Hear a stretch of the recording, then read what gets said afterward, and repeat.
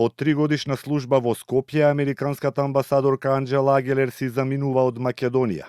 Таа е дел од 30-тината дипломати од кариера ширум светот, кои американскиот претседател Доналд Трамп ги отповика во обид, како што го цитираат светските медиуми, американскиот State Department да го преобликува дипломатскиот став со персонал кој целосно прилега на агендата Америка на прво место.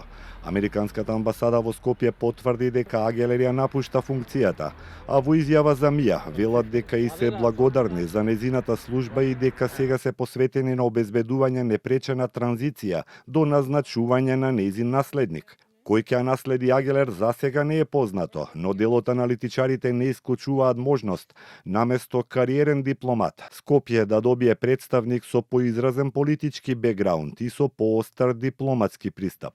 Се работи за промената на стилот на водење на политиката.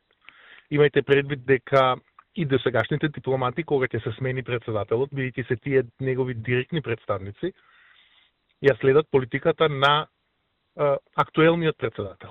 Но, промената на овие места со најверојатното назначување на политички представници, а не кариерни дипломати, може да значи дека доктрината Америка на прво место ќе биде спроведена со малку поагресивни, понастојчиви тонови, но тоа допрва треба да се види во стилот на кој ќе биде амбасадор и во стилот на кој ќе се постави новиот амбасадор. Во браното од повикување од функциите се зафатени најмалку 29 земји, од кои речиси половина се во Африка.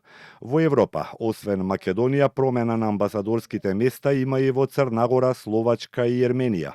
Сите од повикани ги презеле функциите за време на администрацијата на Бајден, но ја преживеа првата година од вториот мандат на Трамп, кој на почетокот беше фокусиран кон политички назначени лица. Агелер функцијата ја презеде во ноември 2022 година од Кейт Мери Брнс.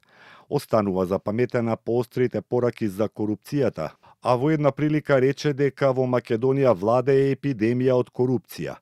За време на незиниот мандат на црната листа се најдоа неколкумина македонски државјани, а таа повторуваше дека листата останува отворена за нови имиња.